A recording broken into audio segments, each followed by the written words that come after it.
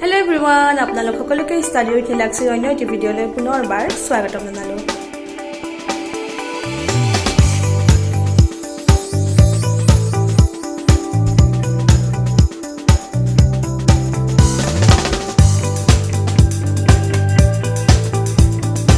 Hello student, good morning. So আজি মই তোমালোকক অনুশীলনী 2C এই অনুশীলনটো বুজাই দিম। আসলতে মই 2B প্ৰথম কোৱেশ্চন কিটা মই কৰাই দিছিল, তাৰপিছত মই 2B টো কৰাই দিম বুলি ভাবিছিলো, কিন্তু এজন সাবস্ক্ৰাইবাৰে যেহেতু মোক 2C টো কৰাই দিব বুলি কৈছে, সেইকাৰণে মই 2B টো কৰোৱাৰ আগতে মই 2C টো কৰাই দিছো। এতিয়া চোৱা প্ৰথম কোৱেশ্চনটো কি আছে, তলৰ প্ৰতিটো ভগ্নাংশৰে চাৰিটাকৈ গুণিতক নিৰ্ণয় কৰা। হয়নে? আগৰ অনুশীলনীটোত আমি গুণনীয়ক কি বস্তু হেতু শিকিছিলো। গুণনীয়ক মানে হৈছে উৎপাদক, আৰু গুণিতক মানে তো সকলোৱে জানাই।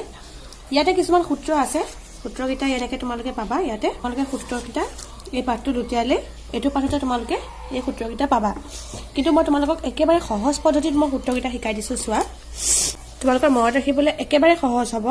যেতিয়া আমাক গুণনীয়ক উলিয়াব দিয়ে, এটা সংখ্যাৰে হওক বা দুটা সংখ্যাৰে হওক, গুণনীয়ক বা উৎপাদক যেতিয়া উলিয়াব দিয়ে, তেতিয়া তোমালোকে কি কৰিবা, যিহেতুকে আমাক গুণনীয়ক উলিয়াব দিছে, গতিকে আমি ওপৰত কি উলিয়াব লাগিব, প্ৰথমে গুণনীয়ক উলিয়াব লাগিব। ওপৰত গুণনীয়ক উলিয়াবা। ওপৰৰ সংখ্যাটোক লব বুলি কয়, আৰু তলৰ সংখ্যাটোক হৰ বুলি কয়। গতিকে আমি লবৰ কি উলিয়াম, গুণনীয়ক উলিয়াম, আৰু হৰৰ গুণিতক উলিয়াম। মই দেখিবা এইটো কথা, যেতিয়া গুণনীয়ক উলিয়াব দিয়ে ওপৰত গুণনীয়ক উলিয়াবা আৰু তলত গুণিতক উলিয়াবা। আকৌ যেতিয়া গুণিতক উলিয়াব দিয়ে তেতিয়া আকৌ সূত্ৰটো উল্টা হৈ যায়। যিটো বস্তু আমাক উলিয়াব দিয়ে সেই বস্তুটো আমি ওপৰত লিখিব লাগিব আৰু তলত বাকিটো হ'ব।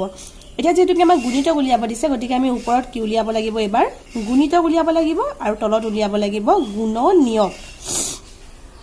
গম পাইছা? আকৌ ঠিক তেনেকে যদি আমাক গসাউ উলিয়াব দিয়ে, গৰিষ্ঠ সাধাৰণ উৎপাদক, তেতিয়া যেহেতুকে আমাক গসাউ উলিয়াব দিছে, ওপৰত আমি কি উলিয়াই ল'ম, প্ৰথমে গসাউ, তাৰমানে লব কেইটাৰ গসাউ উলিয়াব লাগিব। আকৌ তলত কি উলিয়াব লাগিব, লসাগু, লঘিষ্ঠ সাধাৰণ গুণিতক। তাৰপিছত গসাউ উলিয়ালো, আকৌ এবাৰ কি উলিয়াম, লসাগু। যেতিয়া আমাক লসাগু উলিয়াব দিয়ে তেতিয়া আমি ওপৰত কি উলিয়াম, লসাগু উলিয়াম আৰু তলত উলিয়াম গসাউ। বুজি পালানে? এইকেইটা সূত্ৰই তোমালোকে কিতাপত পাবা। একেবাৰে ইজিকে মই এই সূত্ৰকেইটা তোমালোকক বুজাই দিলো। তোমালোকে এই সূত্ৰকেইটা মুখস্থ ৰাখিবলৈ প্ৰয়োজনেই নাই, খালি বুজি পালেই হ'ল। খালি যিটো বস্তু আমাক উলিয়াব দিয়ে সেই বস্তুটো তোমালোকে ওপৰত উলিয়াই ল'বা, মানে ওপৰৰ সংখ্যাকেইটাৰ সেই বস্তুটো উলিয়াবা। ওপৰত লব থাকে, তলত হৰ থাকে। যেতিয়া আমাক গুণনীয়ক উলিয়াব দিব, লবৰ গুণনীয়ক উলিয়াবা, তাৰমানে ওপৰৰ সংখ্যাটো গুণনীয়ক উলিয়াবা, তলত গুণিতক। আকৌ যদি গুণিতক উলিয়াব দিয়ে ওপৰৰ সংখ্যাকেইটা গুণিতক উলিয়াই ল'বা, তলত অভিয়াছলি গুণনীয়কে হ'ব। আকৌ গসাউ উলিয়াব দিলে ওপৰৰ সংখ্যাকেইটাৰ গসাউ উলিয়াবা, তলত লসাগু উলিয়াবা। আকৌ লসাগু উলিয়াব দিলে ওপৰত লসাগু, তলত গসাউ। বুজি পালানে? একেবাৰে সহজ পদ্ধতিত মই বুজাই দিছো, তোমালোকে কিতাপত মুখস্থ কৰাৰ প্ৰয়োজনে নাই। এতিয়া প্ৰথম প্ৰশ্নটোলৈ আহা। 2Cৰ প্ৰথম কুৱেশ্যনটো আমাক কি কৈছে, যে তলৰ প্ৰতিটো ভগ্নাংশৰে চাৰিটাকৈ গুণিতক নিৰ্ণয় কৰা। এতিয়া 1 নম্বৰটো কি আছে চোৱা, 7/9, হয়নে? এই 7/9টো আমি কি উলিয়াব লাগিব, গুণিতক। মই আগতে বুজাই থৈ আহিছিলো যে যেতিয়া গুণিতক উলিয়াব দিয়ে আমি ওপৰত গুণিতক উলিয়াব লাগিব আৰু তলত গুণনীয়ক। ওপৰৰ সংখ্যাটো কি আছে, লবটো আছে 9 আৰু তলত আছে 7, গতিকে আমি 9ৰ উলিয়াব লাগিব গুণিতক আৰু 7ৰ উলিয়াব লাগিব গুণনীয়ক।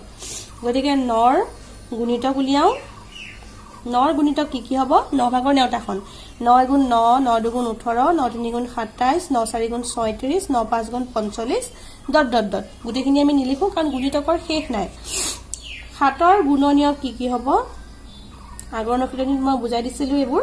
7ৰ গুণনীয়ক বা উৎপাদক মানে কি, সেই সংখ্যাটোক কি সংখ্যাৰে হৰণ কৰিলে আমি ভাগশেষটো 0 পাম। এতিয়া 7ক 1 আৰু 7ৰে যায়, বাকী বেলেগ সংখ্যাৰে 7ক হৰণ কৰিব নোৱাৰো আমি, গতিকে কি হ'ব, 1 আৰু 7 হ'ব 7ৰ গুণনীয়ক। এতিয়া চোৱা, আমি এইকেইটা সংখ্যা পালো। এটাকে নিৰ্ণয়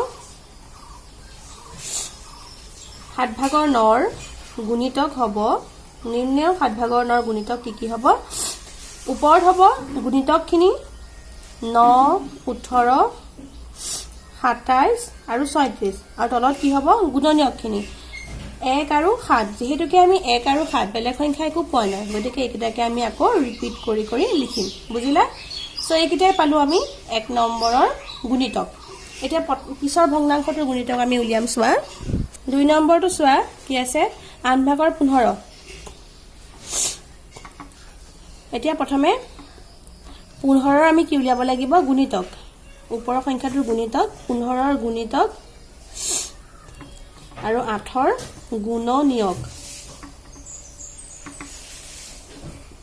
15ৰ গুণিতক 15 গুণ 15 15 দুগুণ 30 15 তিনি গুণ 45 15 চাৰি গুণ 60 15 পাঁচ গুণ 75 ডট ডট ডট এইখিনি একেটা লিখিলেই হ'ব তাৰপিছত 8ৰ গুণনীয়ক কি হ'ব 1 8 গুণে 8 কাৰণ 8ক কি সংখ্যাৰে হৰণ যায় 1 8 গুণে 8 2 4 গুণে 8 আৰু বেলেগ সংখ্যাৰে 8ক হৰণ নাযায় গতিকে আমি গুণনীয়ক কি পাম 1 2 4 আৰু 8 1 2 4 আৰু 8 এতেকে নিৰ্ণয় 8 ভাগৰ 15ৰ গুণিতক হ'ব মই ডাইৰেক্ট নিৰ্ণয় গুণিতক বুলি লিখি দিছো তোমালোকে লিখিবা নিৰ্ণয় 8 ভাগৰ 15ৰ গুণিতক ওপৰত হ'ব 15 30 45 60 আৰু তলত হ'ব 1 2 4 8 বুজিলা নেক্সট কোৱেশ্চনটোলৈ আহা